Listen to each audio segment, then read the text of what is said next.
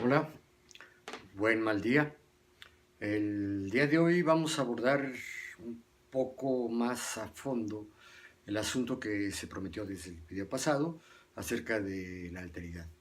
Recuerden que este concepto de alteridad, que tiene que ver con el otro, con los otros, alter significa otro, eh, es un concepto que me sirvió a mí para construir una historia, no precisamente de la educación especial, sino más bien una historia de las relaciones entre la sociedad global, la sociedad general, digamos, que se asume a sí misma como la sociedad normal.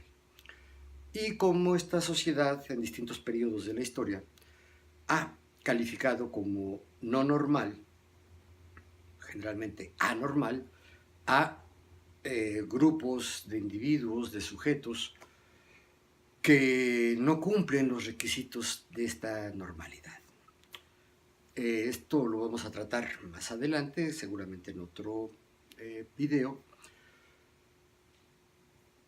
Por lo pronto quiero, antes de entrar al asunto de la alteridad y de las formas históricas de la alteridad, eh, como una forma de entender qué es lo que sucede con la educación especial.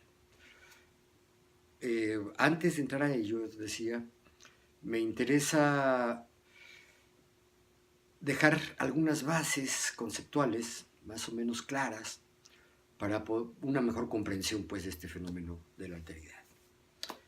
Bien, en primer lugar, plantear el asunto desde una perspectiva microsociológica.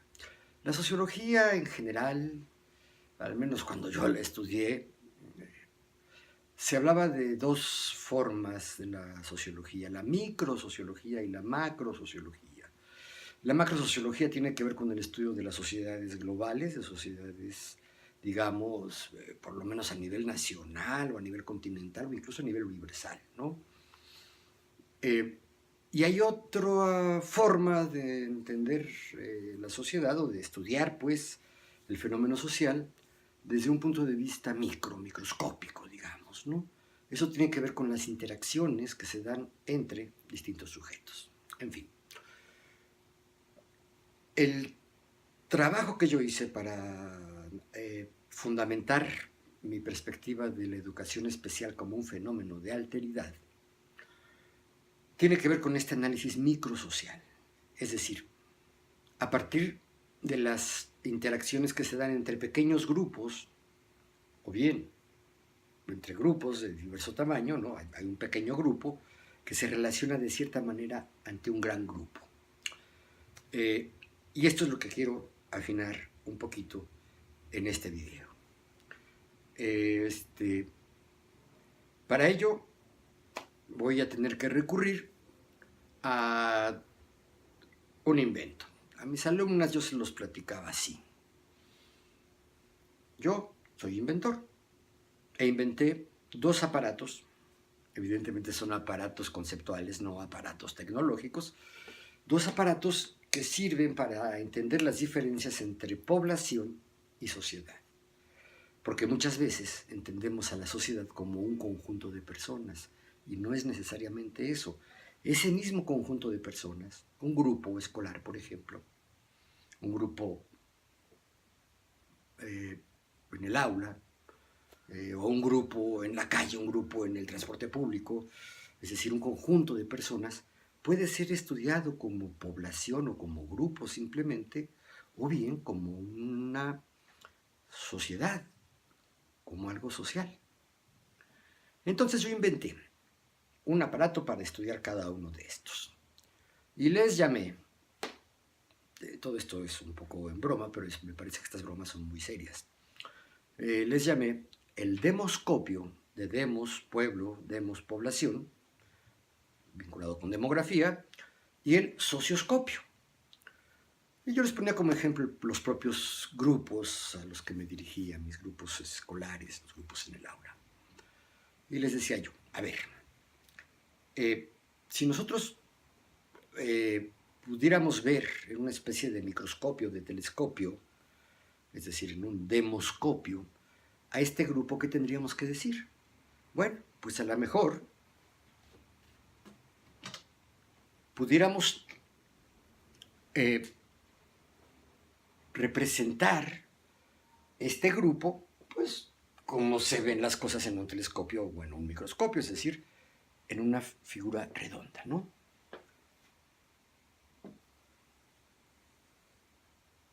Ahí está. Bueno, ese es el espacio donde donde se encuentra, donde se asienta el grupo, ¿no? ¿Y qué pudiéramos decir del grupo? Pues, ¿cuántos son? Vamos a pensar chiquito, ¿no? Unos 10, 12 alumnos. Entonces, bueno, pinto un puntito para cada grupo, ¿no? Digo, perdón, para cada individuo, para cada sujeto. Ahí está. Lo podemos acomodar, en fin, eso es lo de menos.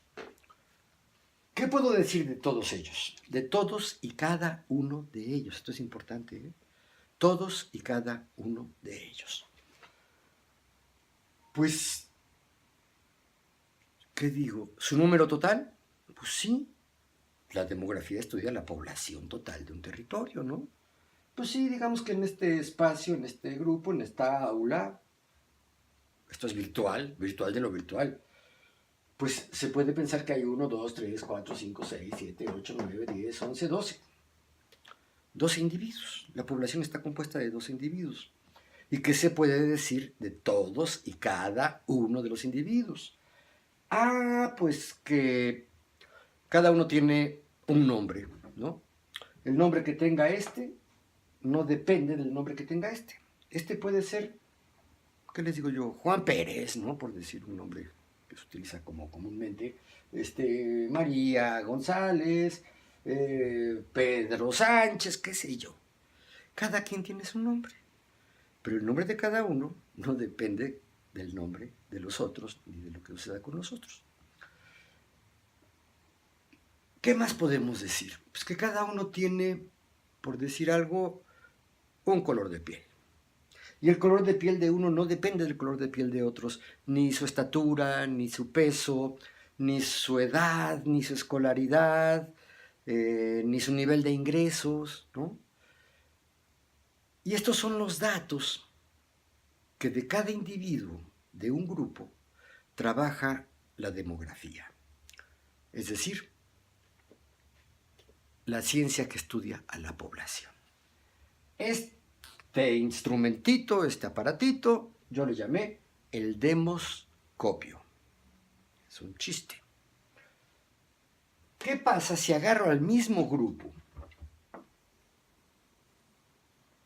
No me va a salir igual, por supuesto, pero pues puede servir, ¿no? Igual pongo a mis 12 personas, ¿no?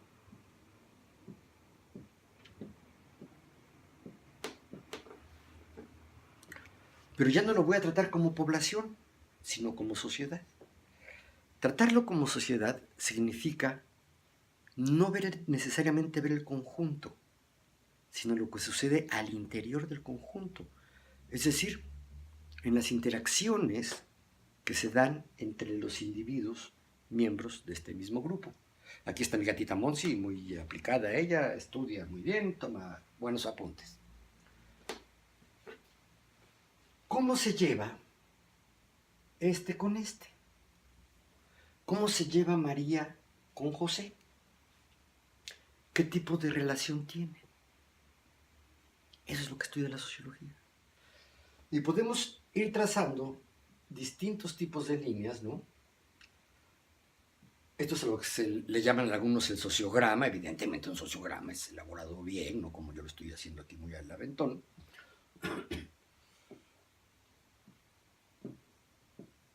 Y se va armando un entramado, una red, una retícula le llaman otros, una malla, como la quieran llamar, pero el chiste es que son un conjunto de relaciones que se van entrelazando de alguna manera. El análisis microsocial y también el macrosocial, pero el microsocial se puede representar más o menos así, trata de desentrañar, describir, explicar el tipo de relaciones que se dan entre los individuos y los grupos de individuos. Ya no interesa tanto el atributo personal, el atributo individual, digamos, como aquí. A lo mejor, no sé, este es un altote y este es un chaparrito, ¿no? ¿Y eso qué? Bueno, pues a lo mejor la relación que hay entre el altote y el chaparrito no tiene que ver con su estatura, sino que tiene que ver con otro tipo de factores. No sé, el poder económico, por ejemplo, ¿no? O el prestigio que tenga cada uno, o la fuerza física que tenga cada uno, ¿no? La inteligencia, en fin. Si resulta que este altote resulta protector del chaparrito, ahí ya se está dando un tipo de relación. Ya no estoy pensando en el protector por sí mismo, sino que ese es protector en la medida que tiene un protegido, ¿no? Y el protegido igual, es protegido en la medida que hay un protector. Es decir, esas cosas dependen de la relación que haya. Esto parece muy elemental, pero a la hora de hacer análisis sociales, tiene su nivel de complejidad, pero más allá de eso es muy importante considerar qué es lo que pasa entre dos miembros o entre los miembros de una relación. 2, 3, 5, 10, 1.000.000, ¿no?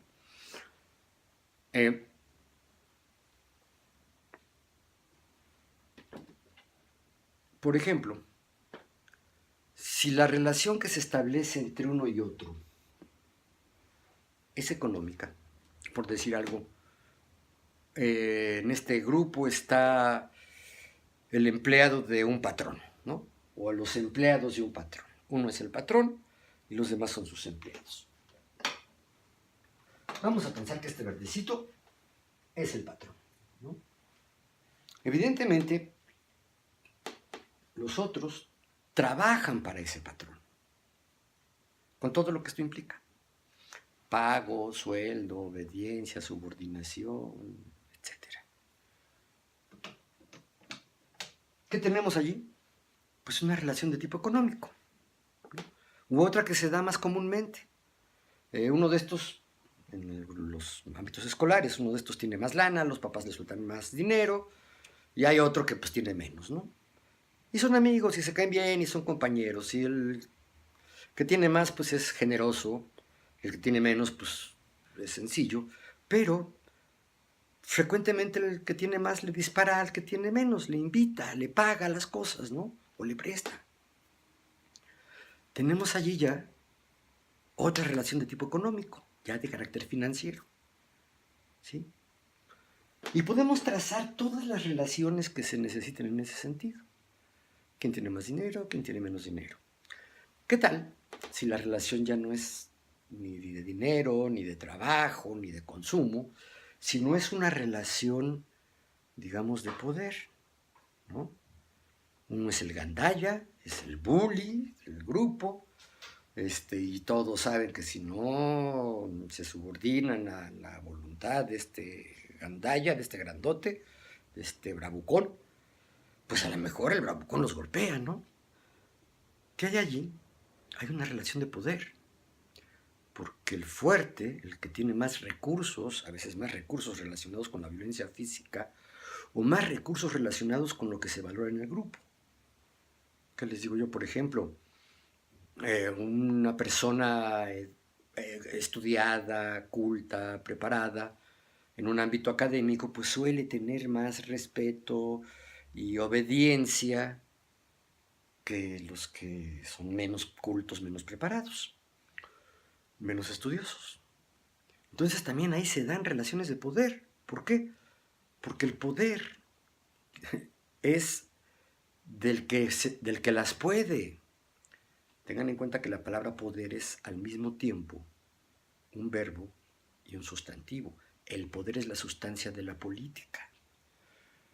Y el poder, en términos de ciencia política, se ha definido de muchas maneras, pero una que a mí me convence mucho, que me explica mucho, pues, es que el poder es la capacidad que tiene alguien, un individuo o un grupo, para imponer sus decisiones a otros. Así, imponer, ¿no?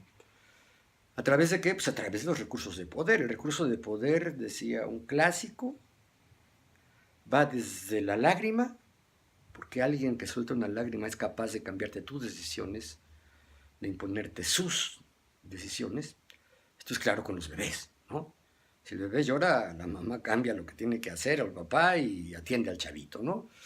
El chantaje emocional pues, tiene que ver con la lágrima, pero ese es un recurso de poder. Y el último recurso de poder, el gran recurso de poder es la bomba atómica. Las naciones que poseen armas atómicas a la hora de estar dirimiendo conflictos entre ellos, entre dos estados, pues el que no tiene el arma atómica sabe que el otro sí la tiene y que pues más valdría no confrontarse muy seriamente con el poderoso porque tiene armas. Se dice que en términos de poder, el recurso de última instancia, el recurso más definitivo, el que más garantiza que el subordinado obedezca al mando, es la violencia física. Y es por eso que los estados, los gobiernos tienen, se dice, el monopolio de la violencia física o de la violencia legítima le llaman.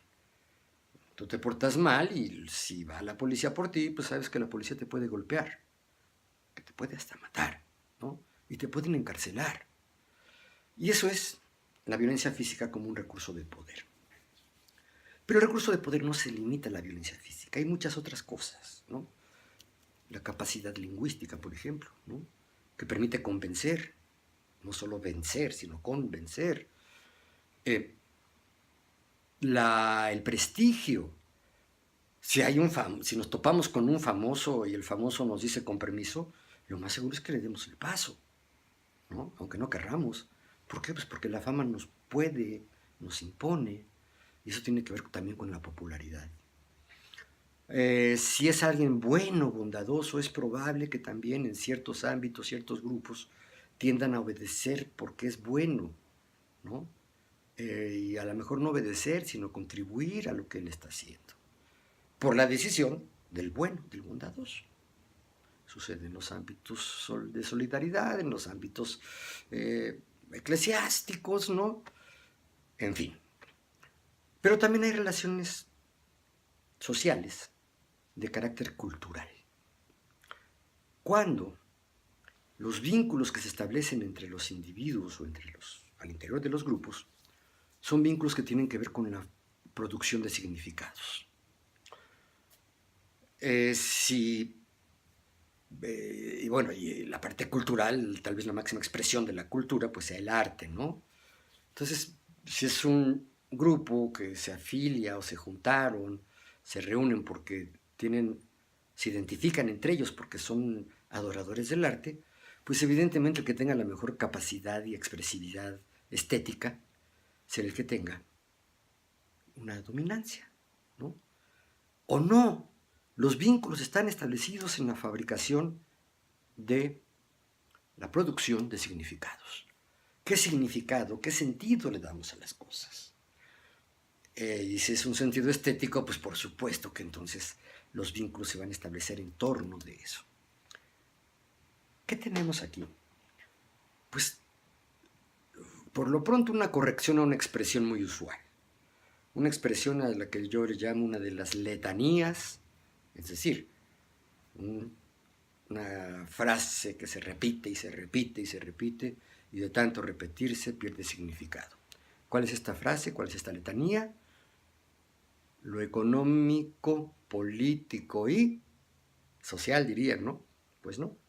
Es económico, político y cultural, porque estas tres dimensiones son, desde este punto de vista, desde mi punto de vista, son las dimensiones básicas de la sociedad. Entonces tú puedes estudiar a la sociedad como un conjunto de interacciones, un conjunto de relaciones que pueden tener un carácter económico, un carácter político o un carácter cultural. Aquí lo difícil es que en la realidad cualquier interacción tiene los tres componentes. Solo con fines analíticos, con fines de estudio, consideraciones, digamos, teóricas, conceptuales, se puede pensar que estas interacciones, esta estructura económica, esta estructura política, esta estructura cultural, que forma parte de la sociedad, en la realidad están, insisto, revueltas, están mezcladas, o sea, no se ven, pero si lo analizas, sí las puedes distinguir, ¿no? Y creo que esto es una de las cosas un tanto difíciles de entender y sobre todo de procesar, pero bueno. Entonces, ¿cómo le llamamos a este? ¿Cómo le llamé? Este es el socioscopio. Este es el aparatito que me sirve a mí para ver, y no para ver, pues, sino para representar a la sociedad y la estructura social. Y de aquí se desprende hasta un concepto de sociedad. La sociedad no es un grupo de personas, no es una multitud, no es una masa, no. La sociedad es una red de relaciones sociales. Estas relaciones sociales, insisto, pueden ser económicas, políticas, culturales, y a lo mejor de otra índole, ¿no? Pero son las tres grandes esferas, digamos, del tipo de relaciones. Por lo tanto, también la sociedad se puede entender como el continente, es decir, lo que contiene. No el continente como la tierra, la extensión de tierra grande, no. No, el continente como lo que contiene a las relaciones económicas, políticas y culturales. Porque la economía, la política y la cultura se producen en la sociedad, dentro de la sociedad. Entonces la sociedad es esa red de relaciones. Ahí les dejo la inquietud, ojalá y les haya parecido interesante cómo se puede distinguir el estudio de la población como grupo, atendiendo nada más a los atributos individuales, a esos rasgos individuales, rasgos de cada quien, que pueden tenerlos todos, pero todos lo tienen diferente. Pienso yo en mi estatura, ¿no? En mi cantidad de pelo, ¿no? Por decir algo. Pues si alguien tiene mucho pelo, pues qué bueno, o sea, eso no quiere decir que yo tenga más o menos pelo, ¿no? Eso es lo que se estudia, cosas más serias, en la demografía. Una es la población, ¿no? Ahí sí, es un agregado de individuos, un agregado de personas. Y la sociedad no es un agregado de personas, es un conjunto de interacciones, un conjunto vinculado, un conjunto estructurado de interacciones que se dan entre las personas, ¿no? Y esto es importante porque, para la educación especial, porque el problema de la población que tiene necesidades educativas especiales, también así le han llamado a estos educandos especiales, su problema no está establecido por su característica orgánica. Si alguien tiene una capacidad visual menor al promedio, su problema no es ese. Su problema es que está entre gente que tiene una visión superior, una vista mejor desarrollada, no atrofiada. Si alguien tiene un nivel de inteligencia superior al promedio, pues no, eso no va a ser ni su problema ni su virtud. Si es problema o es virtud, será porque el promedio de los coeficientes de inteligencia está a un nivel medio, un nivel intermedio. Lo mismo pasa con el llamado discapacitado intelectual o llamado en algún momento retrasado mental o deficiente mental, ¿no? O sea, su problema no es esa característica personal, el problema es cómo interactúa con los que tienen un coeficiente intelectual diferente, un nivel distinto de inteligencia. Lo podemos ver también en términos, por decirlo, económicos, ¿no? Esta cuestión de la diferencia. A lo mejor yo gano un dinero, tengo cierto nivel de ingresos y me es suficiente. Cuando me empiezo a comparar con los que tienen mayor nivel de ingresos, a lo mejor yo empiezo a sentir que mi nivel de ingresos ya no es suficiente. El problema es que esto sucede desde arriba hasta abajo y es infinito, ¿no? En fin. Creo que con esta idea de qué es lo social y qué es el análisis microsocial que se da en pequeños grupos, podemos ya avanzar un poquito en el siguiente video acerca de por qué es importante considerar las diferencias. ¿Sí? No solo las semejanzas, también las diferencias. En fin, ya lo platicaremos en el próximo video.